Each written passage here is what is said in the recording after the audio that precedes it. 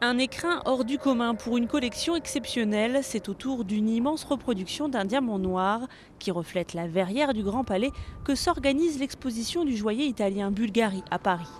Une exposition pour célébrer les 125 ans de la griffe, créée en 1884 par Sotirio Bulgari, émigré grec installé à Rome.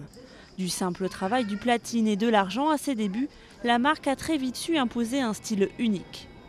Ça commence à se révéler dans les années 60 et c'est caractérisé des formes arrondies avec volume et couleur.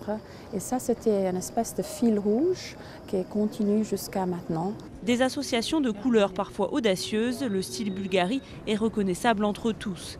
Outre les pierres multicolores, les joailliers italiens aiment l'héritage de l'histoire, au travers des médailles, des pièces, mais aussi de la réutilisation de la forme du serpent, devenue un des emblèmes de la marque.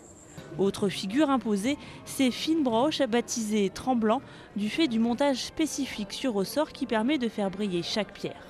Il y a un travail énorme dans toute la composition des bijoux et c'est des œuvres d'art, donc vraiment moi je le regarde comme un musée. Des œuvres d'art qui ont trouvé une vitrine exceptionnelle avec le cinéma. Bulgari a ainsi sublimé les plus grandes actrices dans les années 50, 60 et 70.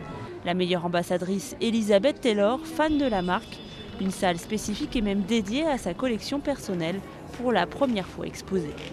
Le collier en émeraude et diamant qui était offert comme cadeau de mariage par Richard Burton, c'était magnifique. Et il avait un pendentif en émeraude et diamant de 23 carats.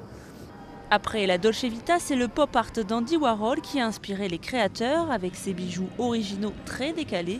En tout, 7 salles pour 7 époques et plus de 600 bijoux exposés. La majorité de ces pièces sont des prêts de collections privées. Cette exposition unique fermera ses portes dès le 10 janvier.